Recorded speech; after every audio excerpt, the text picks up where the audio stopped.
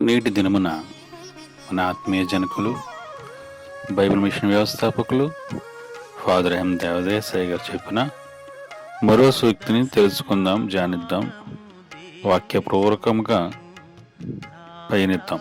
దశమ భాగము దేవుని సొమ్ము, క్రమముగా ఇచ్చిన ఆశీర్వాదముల మెండుగా కలుగును. దశమ భాగం ఇవ్వకుండా పిచాచి అడ్డుపెట్టును. వాటితో సువార్తికులు బాగా పనిచేస్తే వాడి రాజ్యము వర్ధిల్లదని అడ్డుపెట్టును అని మన ఆత్మీయ జనకులు దేవదాసయ్య గారు చెప్పిన సూక్తి.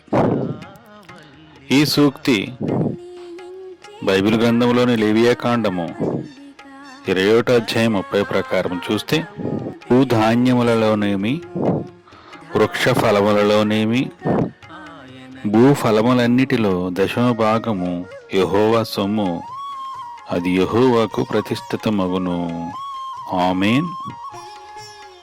కావున దశమ భాగము క్రమముగా ఇచ్చి దేవుడు ఇచ్చే ఆశీర్వాదములు మెండుగా పొంది సువార్త అభివృద్ధికి సహకారులుగా ఆయన చిత్తము చొప్పున నడవగల ధన్యత మనకు ఆ త్రియేక దేవుడు దయచేయునుగాక.